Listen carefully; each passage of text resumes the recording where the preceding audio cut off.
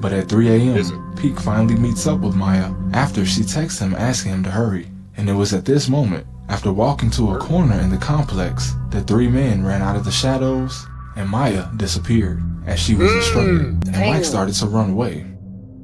Now, it was at this moment that both of their fates were sealed. You're a highly recruited college basketball player. After going from the streets of Chicago to Georgetown University on scholarship, you transfer to New Mexico State, have a breakout season, finally becoming a starter. Sound like me. You hear you're having a game against a rival school, and then the girl you've been chasing hears you'll be there, so she invites you to spend a night with her on campus. Unknown to you though, she's not alone, and setting you up to throw away everything you work for. Hold up. October 15th. Hold up, because at first I was kind of in my head like, how the hell you get set up by, like, why would you let a girl do that to you? But then after you showed me a little clip, hey, man, I'm having second thoughts. I kind of understand it now. You feel me? I seen you two bowling balls in my face. I knew what was going on. You up to throw away everything you work for. On October 15th, 2022, a football game was taking place between the University of New Mexico and New Mexico State. And as is common at college football games, a fight broke out. Now, it's unclear how the dispute began, but seen clearly on videos uploaded by students are two New Mexico State basketball players, one of them being Mike Peak, and on the other side of the fight, a few UNM students that appear to have been on the losing side of this scuffle, something they would apparently remember. Brandon Travis, the man seen being picked up off the ground, was a 19-year-old medical student from California. And at the time of Mike Peak's upcoming basketball game, the video of the fight had been circulating around campus for about a month. And according to his friends, he had seen the video many times and likely wanted some revenge. Now here's where we get to Maya Hill, also known as Honey. And according to Maya, she had been texting Mike for some time. She claims that Mike was eager to meet up with her because he wanted to have sex, but they were at two different schools. And her name is Honey. My nigga, Honey. Her nickname is any female with a name like that, with a nickname like Honey, Sugar, Coco, like Juicy, any bullshit, you know she's a thot automatically. Why would you trust her? Come on, bro. We're not gonna sit here acting like we didn't know that off the rip. Her name is Honey, bro. Honey? And knowing that he was involved in a big fight just a few weeks prior at her school, it probably would have been wiser for her to come visit him. And this is where it gets confusing. Maya states that Brandon and his friends found out that she was texting Mike. From here, she says that they made her agree to lure him into a trap so they could beat him up. The problem with this is, I don't buy that Maya was forced to do anything. For Brandon and his friends to discover who she was texting, they had to have been close to her. Even more suspicious is the fact that she told police she first met Peak at the game where the fight occurred. Regardless, bro, I'm gonna keep it a bean. Females are allergic to accountability. They would never take it. It's just not in them. That's not. On November 18th, 2022, the New Mexico State basketball team arrives in Albuquerque a day early for the big game. The team checks into the Doubletree Hotel and are given a midnight curfew. Peak and two other players are at first not accounted for until 1:15 a.m. when assistant coach Taylor states he saw Mike Peak and two other men enter the hotel and point at the elevator. But they may have just been going to get dressed, as all three soon left the hotel again, possibly all on their way to meet women. Now Peak didn't ride with his two teammates, as he was texting Maya Hill letting her know that he was in town and trying to get invited to her dorm room, which he does. But she wasn't sitting in her dorm texting him. She was actually hanging out in Brandon's room with two other guys, so it doesn't seem very likely that she did anything against her will since she went to Brandon's dorm after midnight willingly. And in this room, the four of them went over the plan. Maya.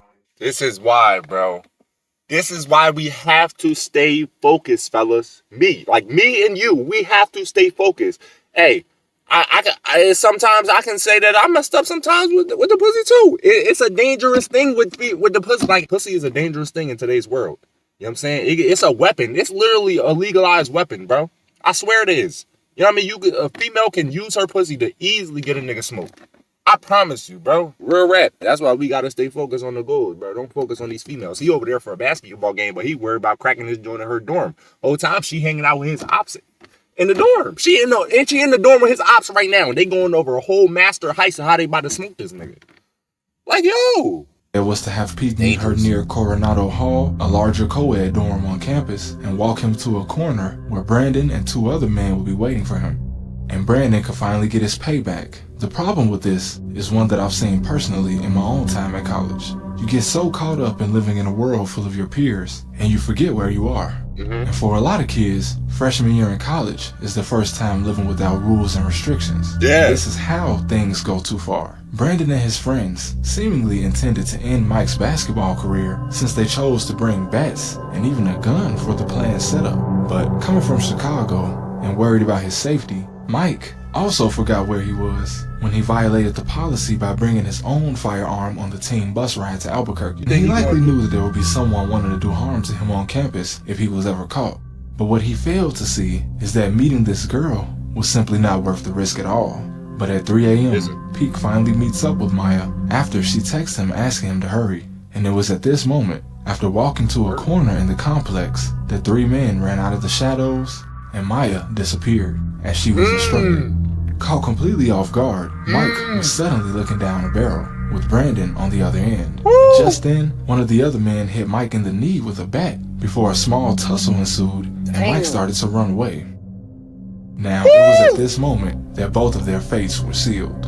And surrounded, Mike was backed against the wall, barely able to run away on an injured leg. But when Brandon noticed that Mike was also armed, he made the decision that cost him his life.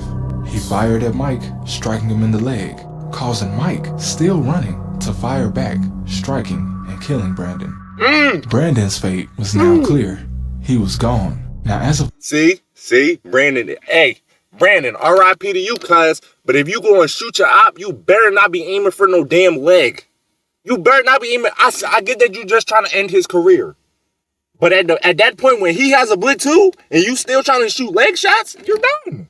You're done, bro. He's aiming for the head. He's going for the kill. His life is in danger now. You get what I'm saying? And I'm not saying you should have smoked him. None of y'all should have smoked each other. This shouldn't even have been a thing. But I'm saying if I see a nigga arm, ain't no way I'm shooting him in the leg, bro. Brandon, the one that got smoked, he didn't really want to kill him. Like, he just wanted to end his basketball career. He wanted to hurt him. He wanted to get some type of payback, but he didn't really want to smoke him because he know damn well if he smoke him, your life is over too. You going to prison. You know what I'm saying? So you might as well wrap it up too. His career wrapped up, but yours is too. So, like, you know what I mean? He didn't really want to do that, but it just happened like that. Well, he ended up getting smoked. So. 2024, the last of the court proceedings are going on, with Brandon's 2 co-conspirators being charged and pleading out to little time served, since I believe they were all first offenders.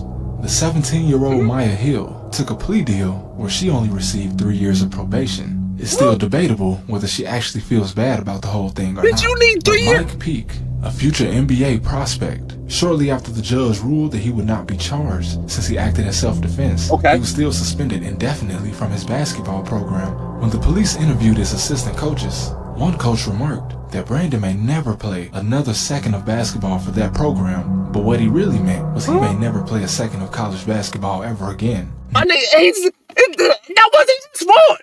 How you going expel him from the team and that wasn't even his fault. It was the Thotty Juicy or no Honey, whatever her name is, bro. Jelly, it was her fault and his ops fault. How was it his fault?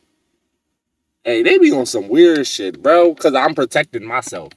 You get what I'm saying? I gotta protect myself because imagine if he did have his blick with him.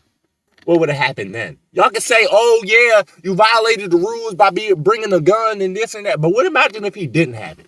What would have happened to his life at that day? You know what I'm saying? So you could say all this shit that he broke the rules, but at the same time, he also saved his life. You feel me? Like, come on, y'all, nah, that's weird, bro. My nigga, you got to understand, he a young teenager, too, in college, bro. Bro. Every basketball player, I didn't play college basketball before. Don't know college basketball or just sit there like a good boy and follow all the rules. You know what I'm saying? When they go on them team trips, when they go on them road trips, you think them niggas ain't breaking all the rules? Come on, let's be honest, bro. They 18, 19-year-olds, bro. They gonna hit up girls. They gonna go to other hotel dorms, fuck bitches. They gonna go out. They gonna smoke, hotbox the bathroom in the hotel and drink, and they gonna do it all, bro. Like, come on, they're kids. No program was going to want to take on the baggage that Mike now had, with the coaching staff saying that they had never even gotten into contact with Mike's family since he started, indicating that he didn't really have any family support at all. He seemingly completely disappeared as of 2024, and I can't seem to find anything about him. Where you at, entered Mike? The transfer portal in 2023, but as of 2024, no program has taken a chance on him. And unfortunately, this is just another cautionary tale of lust. Mike was young, and maybe he couldn't see that meeting this girl wasn't worth whatever risk he thought it posed. And this girl, what was her actual motive for setting up such a thing? I don't know. I don't know what the thotty. They must have been paying her. Either they was either paying her money, or they was just all cracking. You know what I'm saying? And they just had her shit. Cause I'm sure, I'm 100% sure she was a thot, bro. She was one of them campus thots. I know, bro. I can see by the player build, the walk. That's the thot walk right there. You know that little challenge, the thot walk. Do the thot walk. Yeah, do the thot walk. That's her. She was just doing that joint in the video, bro. And then by the name, I can tell it all. So, yeah, joints like that, they just be weird. But like I say, fellas, lust and pussy is a dangerous weapon, bro. And if you let it get used against you, it will. And it might just end your life. Because I ain't gonna lie, the thotty did go to his Opps school. So, like, that kind of was already a sign right there that you probably shouldn't have been linking with her. I mean, you barely know this joint. Yeah, you wanted to crack, cool, blah, blah, blah. But she go to your Opps school, bro. She's in a dorm at your Opps campus. Let's not forget that. You feel me? So she could be trying to set you up at any time. But he was prepared. So I give it to him. I give it to Mike. He for sure was prepared. He had that shit on him. You feel me?